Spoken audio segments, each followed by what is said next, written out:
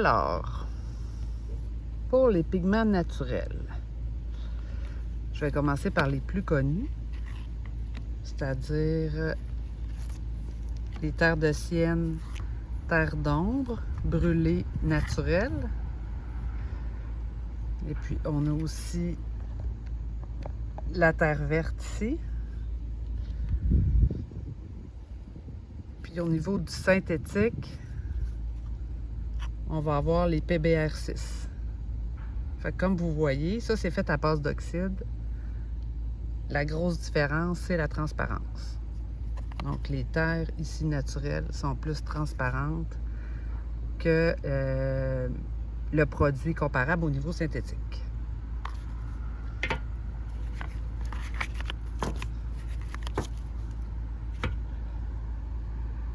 Le PR102, donc ce sont des terres naturelles en provenance d'Italie surtout. Ercolano, c'est le nom des villes. Puzzolini, si je me souviens bien. Puzzoli.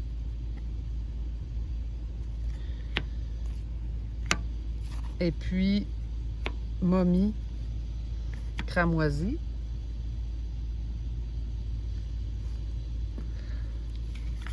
Le comparable en synthétique, ça va être le PR101.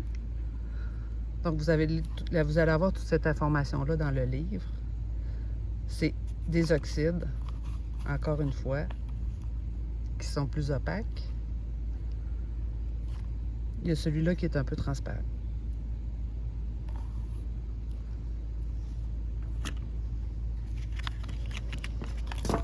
Au niveau des jaunes, ça, ce sont les oxydes. PY42. Souvent, là, les couleurs de Mars, ce sont des oxydes. En fait, c'est toujours des oxydes. Il y a lui, encore une fois, qui est un peu transparent. Mais sinon, c'est surtout opaque. Et puis, le dérivé naturel, ça va être le PY43.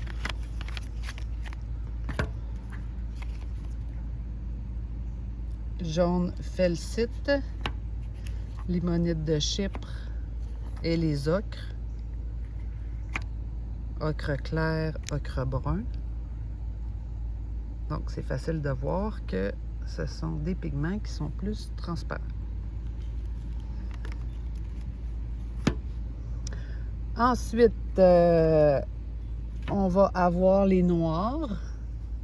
Donc, ici, j'ai les noirs naturels, le graphite, noir d'os ou d'ivoire, graphite argenté. Ça, c'est un autre graphite.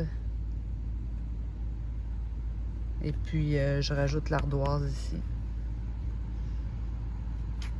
Donc, le noir d'os est quand même foncé. Et puis ça, ce sont les noirs synthétiques, encore à base d'oxyde. Mars. Mars avec chaud. Beaucoup dérivés de Mars. Et puis, il y a lui qui est le noir de carbone.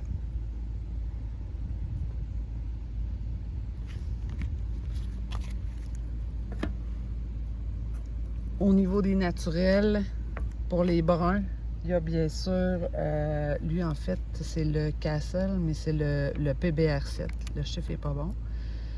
Puis le PBR9 Van Dyke.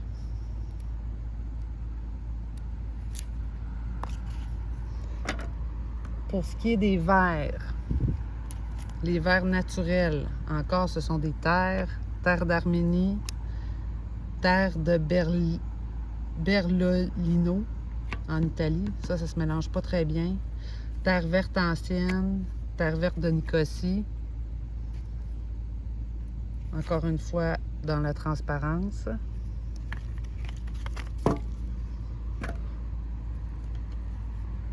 Ici, je vous présente, ce sont des oxydes intéressants, donc synthétiques, mais on peut les retrouver sur des roches pareilles. Là. Il y en a une, je pense que c'est celle-là, on va la retrouver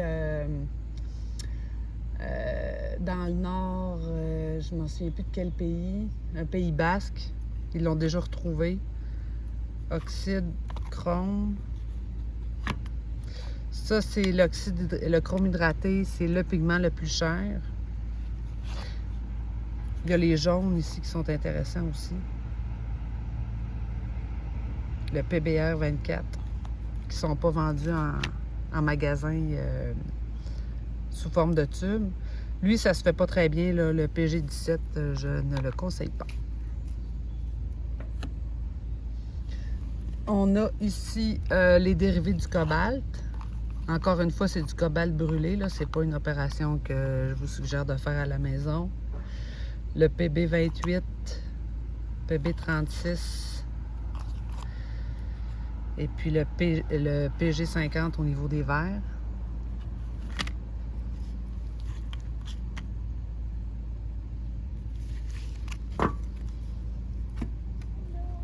Le cadmium.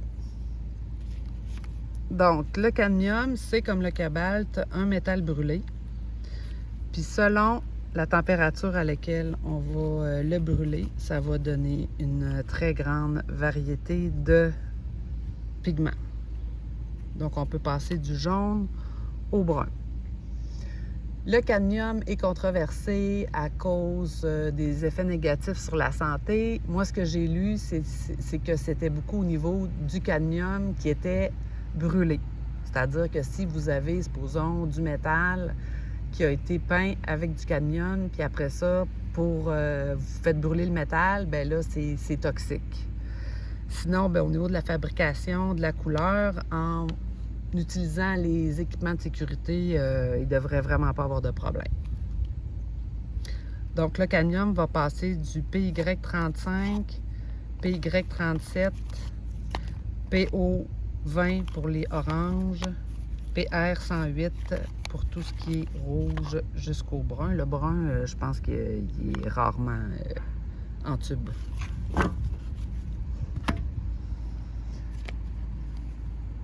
Ici, nous avons le bleu ultramarine, PB29, qui va jusqu'au mauve, au violet, excusez, le PV15. Ça, c'est aussi du ultramarine. Lui, ça en a un autre. Donc, tout ça, c'est aussi, c'est quelque chose qu'on peut trouver dans la nature sous forme de roche. C'est le lapis lazuli. J'en ai un petit exemple ici.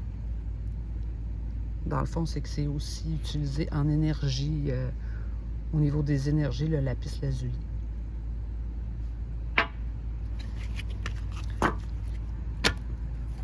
Le PV16, le violet de manganèse, qu'on peut aussi retrouver sous forme de roche dans la nature.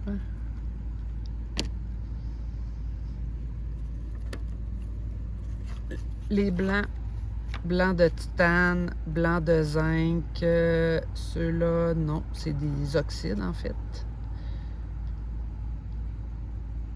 Mais on peut prendre certaines pierres et les brûler et arriver à ces blancs-là. Le PB27, c'est un peu le premier pigment moderne. Bon, il a été fait supposément découvert lors d'une explosion alchimiste. Je ne sais pas trop le classer, lui. Pas naturel, en tout cas. Je pense pas, non. Ensuite, au niveau des rouges naturels, il y a le fameux PR83, alizarin crimson, qui est un pigment historique qu'on peut retrouver dans la nature, dans une plante qui s'appelle l'agarance, au niveau de la racine. Lui, c'est le seul pigment qui, au niveau de la tolérance à la lumière, est moins stable.